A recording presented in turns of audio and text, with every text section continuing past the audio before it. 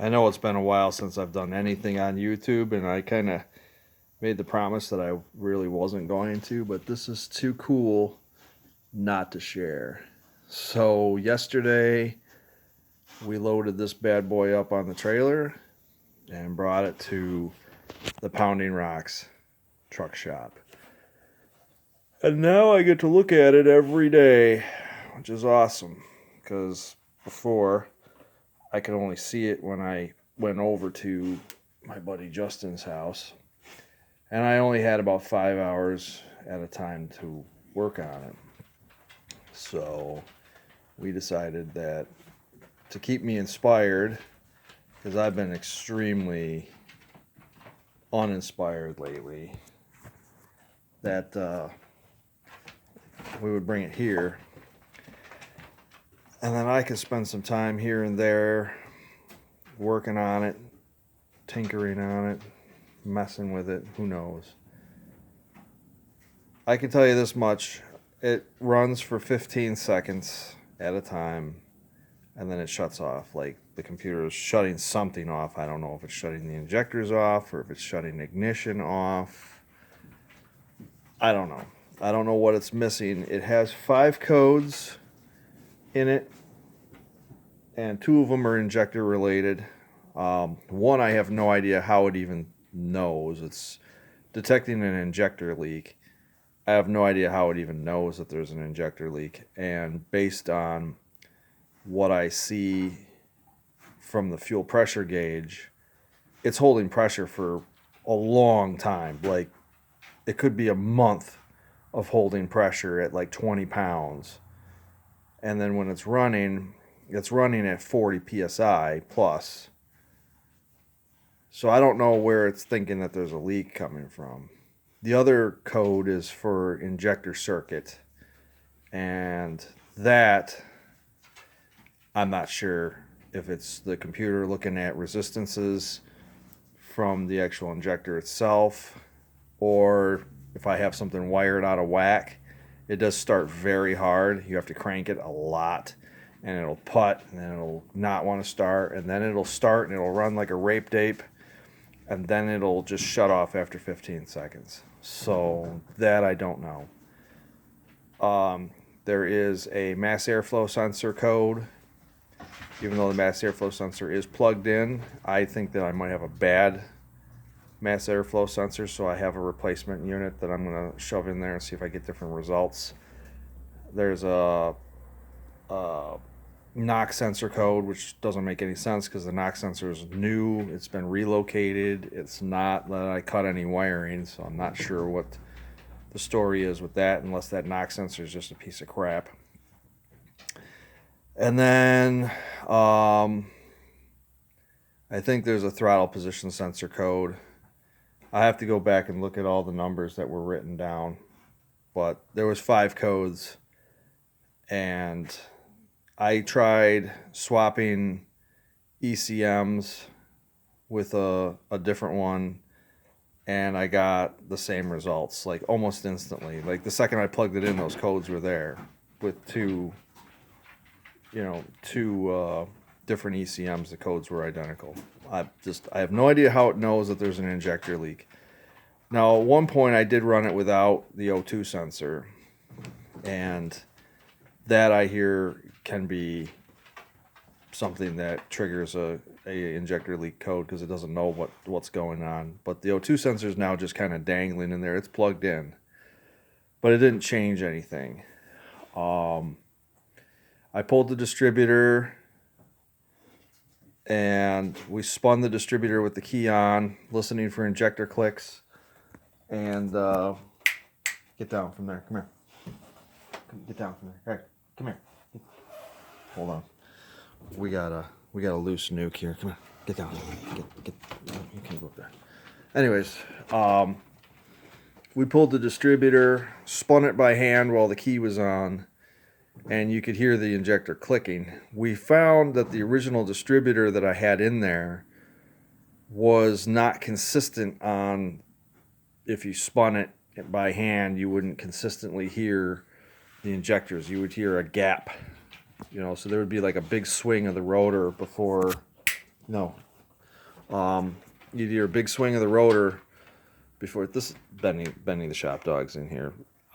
Since the last video, I finished installing the fence in the house, and now the dogs are able to wander around basically the entire yard except for like the front section where they can go up against the road. But they've got probably a good almost 3/4 of an acre, maybe a little less than that, that they can just wander around in. But they seem to stick to me, and they really do like being around me, which I'm honored. But back to what we tried. So we spun the distributor. All the injectors were clicking, but we couldn't really make out in terms of what order they were firing in. So it was really tough to tell. But we know that they were clicking. So we tried marking on the distributor where all the points were. And for some reason, it just didn't seem like it was lining up. Things just didn't seem like they were lining up too good. So I don't know. It's definitely electrical. The other thing that it's not going on this thing is half the items inside the cab aren't working now. They were working at one point. Like the blower motor worked, the headlights worked, the radio. I don't know if the radio worked or not, but I can tell you that half of the main fuse box does not have power.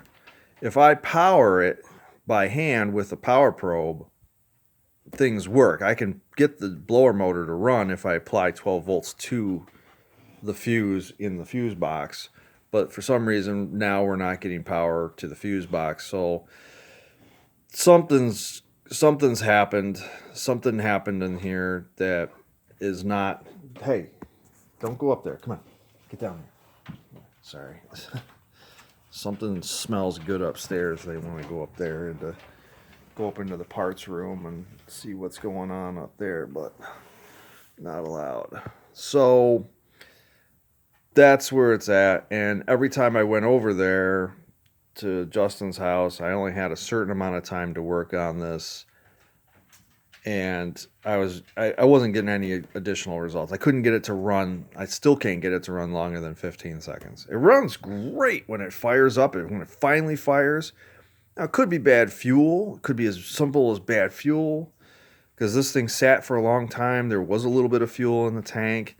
I didn't want to run the new fuel pump with the old fuel. I wanted to pump it out. We actually did unhook the feed line from the fuel filter and pumped it out into a bucket, and a lot of not so good looking stuff came out of it. But we did put in probably about maybe a gallon or two of fresh fuel, but it's still, it just doesn't seem, I just don't know what it's shutting off. I don't know if it's shutting off ignition. I don't know if it's shutting off the injectors. I can't tell you. So I'm just going to start from square one. I am going to probably pull the blower off and verify the injector wiring. There's a couple other things that do need to be wired in that aren't there. The fast idle control motor is not wired in. The idle air control motor is not wired in. But even when it was wide open and it had air coming from everywhere, it's still the same results whether it was corked off or not. The O2 sensor, obviously, the bung needs to be welded in, and that needs to be installed so it can actually read exhaust. Yeah, I'm not exactly sure. So it's a long way to go, but it's here, and it looks fantastic. Check it out on Instagram. The pictures of it being outside in the sunlight. It is absolutely a cool looking truck. But if you look in here, we got tons of crap in here. I just basically threw everything that was on the bed in here. Watch your head, bud. Look out. Watch your face. Look out. Move your face. And then there's a minimal amount of stuff in the bed back there. The hood's not attached. It's just sitting here, so I can pop it off and work on it as need be. But it definitely, seeing it move out of the shop and into here is inspiring. So now I've got to be able to mess around with it and everything. So I'm truly excited to have it in the building, and it's cool. This is only the second time that Autocross Hardbody and this truck have been in the same building together. One time was last fall, and green truck went over to Justin's, and I swapped out the 2-inch lowering blocks for 3-inch, and we got a chance to get the two of them together. There's a picture on Instagram from that event as well. So I think ultimately I think it's cool that it's here, and it gives me a great chance to be able to spend some more time on it. I just got to find the drive and the energy, and I got to figure out where I need to start, because there's just so much here. I mean, we threw a lot together on this truck, so it could be one simple thing that's just holding the show up, or it could be something major. It could be something that, you know, we don't know. I mean, I hate to think that I have to go back in and check the timing belt and make sure that that's all on, but it wouldn't make any sense that it would run fantastic for 15 seconds and then shut off. You would think that it wouldn't run good at all. You would think it would run like, you know, like crap, and then just, crap out.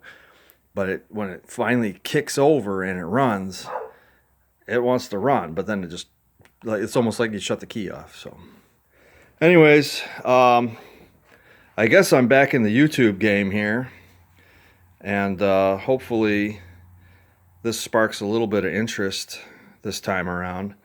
I mean, the video of it running for the first time ever back in May hasn't even broken 300 views. So I have low expectations, I suppose, but I'm going to keep working on it, and, you know, once we get it sorted out, then she can go on a maiden voyage.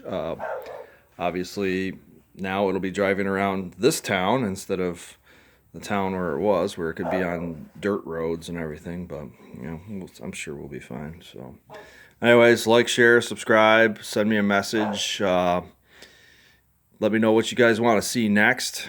If you have any ideas of where you think I might start on this, let me know. I'm all ears, and I just want to get this thing running so I can move on to the next phase of my life, which is actually enjoying this truck, because I think that it's important that I get out there and do some four-wheeling. I'll meet some cool people, do some cool stuff, and maybe they'll like what I built here. So anyways, Pounded Rocks and Water Street decals, signing out. See y'all.